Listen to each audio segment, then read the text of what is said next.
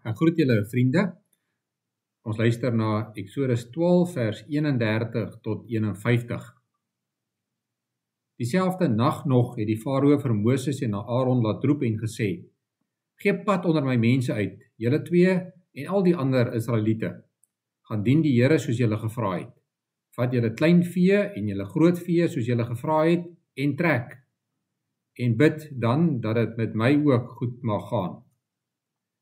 Die Egiptenaars het sterk by die volk daarop aangedring om gou uit die land pad te gee, want, het hulle gesê, anders is ons almal dood. Die volk het toe hulle brooddeeg, sonder suurdeeg, in skottels gesit, dit in hulle klere toegedraai en dit so op hulle skouers gedra. Verder het die Israeliete die opdrag van Moses uitgevoer, naamlik om van die Egiptenaars silwer en goue goed sowel as klere te eis. Die Here het gesorg dat die Egiptenaars aan sy volk goed doen, sodat hulle uit Egipte as buit kon wegdra wat hulle ook al geëis het. Die Israeliete het van Rameses af na Sukkot toegetrek. Behalwe die afhanklikes was daar sowat 600.000 weerbare manne te voet.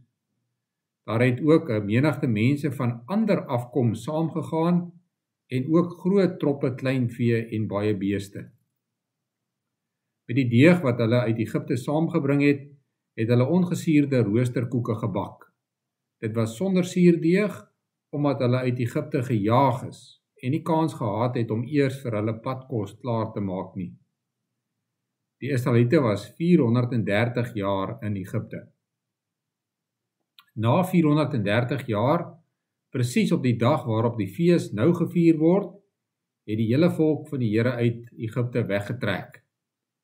Dit was die nag waarin die Here oor hulle gewaak het en hulle uit Egipte bevry het. Daarom behoort die nag aan die Here. Jy moet alle Israeliete en hulle nageslagte die nag wakker bly.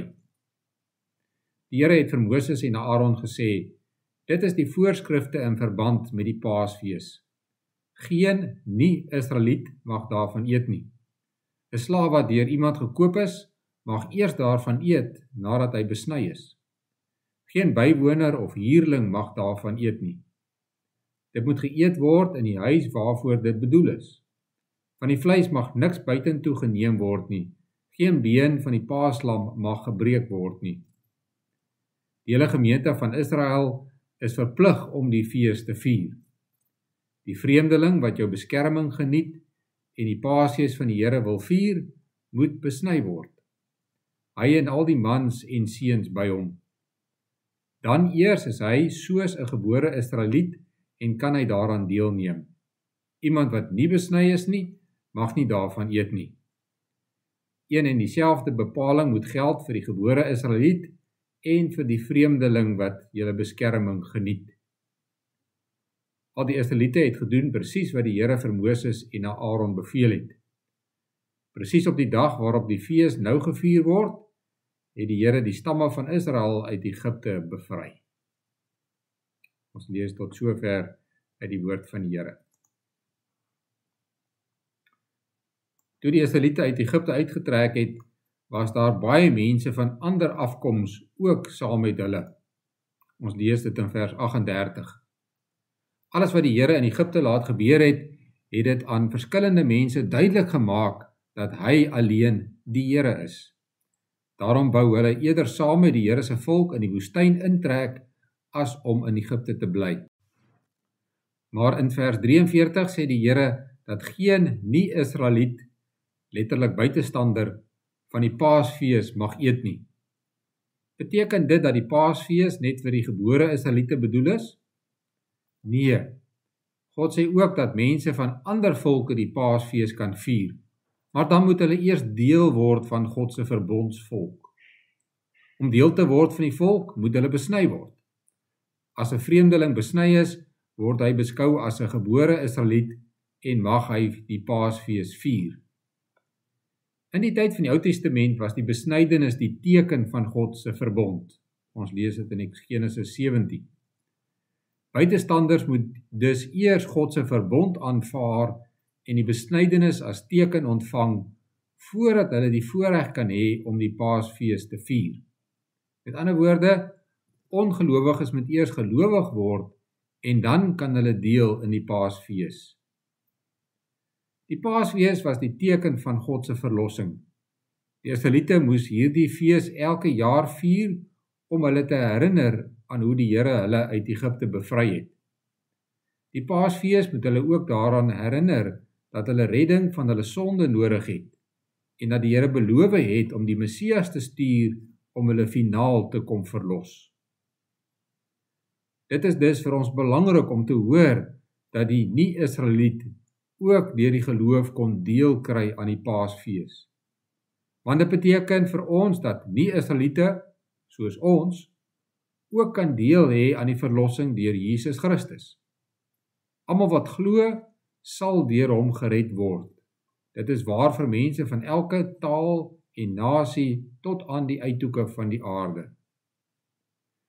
In die Nuwe Testament het die doop in die plek van die besnydenis gekom. Ons lees dit in Kolossense 2 verse 11 en 12. Wanneer ons dus die doop as verbondsteken ontvang, word ons by God se verbond ingelyf. En wanneer ons God se verbondsbeloftes gelowig aanvaar, kry ons deel aan al die voorregte van sy verbond. Die doop wys dus vir ons dat God ons wil red en ons aanvaar hierdie belofte wanneer ons belydenis van ons geloof aflê. Een van die wonderlike voorregte wat gelowiges het, is dat hulle mag deelneem aan die nagmaal. Jesus het die nagmaal in die plek van die Paasfees ingestel. Hy het dit gedoen, want hy is die volmaakte paaslam wat vir ons sondes geslag is. Die nagmaal herinner ons aan Jesus se volmaakte verlossingswerk en dit verseker ons van die ewige lewe wat ons saam met hom het. Daarom moet ons die evangelie aan alle mense verkondig. Daarom mag ons nooit dink dat Christendom vir een of ander spesifieke volk of taal bedoel is nie. Daarom moet ons vashou aan God se beloftes en dit glo, want dan weet ons dat ons waarlik gered is. Dan kan ons geloof bely en dan kan ons deelneem aan die nagmaal. Wanneer jy weer nagmaal gebruik of sien hoe dit gebruik word, dink daaraan dat Jesus alleen dit vir jou moontlik gemaak het om deel van God se volk te wees. Dan kom daarvoor en lewe 'n lewe wat getuig van hierdie dankbaarheid. Kom ons bid saam. Onse Vader wat in die hemel is, laat U naam geheilig word, laat U koninkryk kom. Laat U wil geskied, net soos in die hemel, net so ook op die aarde. Gee ons vandag ons daaglikse brood en vergeef ons oortredinge, soos ons ook die vergewe wat teen ons oortree. En laat ons nie in versoeking kom nie, maar verlos ons van die bose, want aan U behoort die koninkryk en die krag en die heerlikheid tot in ewigheid. Amen.